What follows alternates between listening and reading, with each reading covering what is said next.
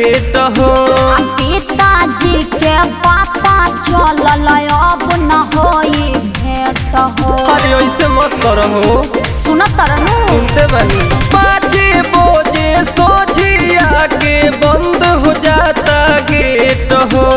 पिताजी के पता चलल अब न होई भेंट हो।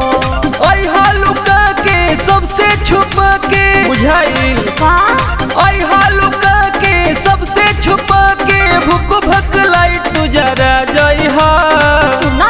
बोला ना बंगला के जंगला से मुँह में धरा जइहा। बंगला के जंगला से मुँह में धरा जइहा। आई हो दादा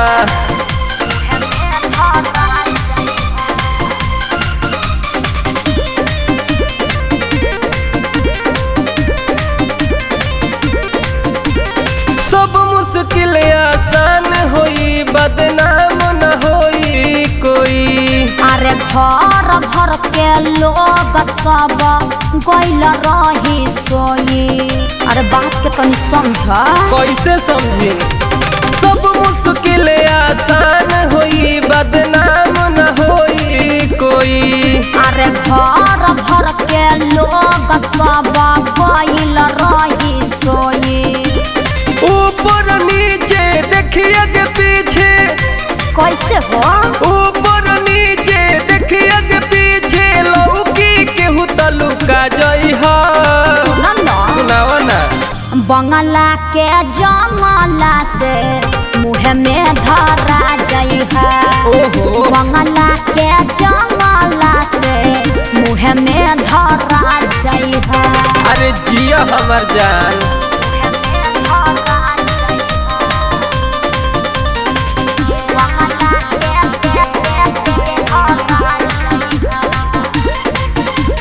होई कुछ गड़बड़ तो इशारा में बतइहा। रही हानि फिक्र विकास हो जानी तू घबराइहा। अरे टेंशन काहे लेत बड़ा? टेंशन नहीं खिले। होई कुछ गड़बड़ तो इशारा में बतइहा। रही हानि फिक्र विकास हो जानी तू घबराइहा। कैनी जुगड़ हो रहो तैयार हो। अच्छा ठीक बा रह। कैनी जुगड़ हो रहो तैयार से परबिन के हाथ से खा जइहा। ए हो का हो? बंगला के जंगला से मुँह में धरा जइहा। बंगला के जंगला से मुँह में धरा जइहा। 5 बजे सोझिया के बंद हो जाता गेट हो। पिताजी के पता चलल अब न होई भेंट हो। लुका के सबसे छुप के बुझाइल लुका के सबसे छुप के भुक भक लाइट तू जरा जइहा। बोला ना बंगला के जंगला से मुँह में धरा जइहा। बंगला के जंगला से मुँह में धरा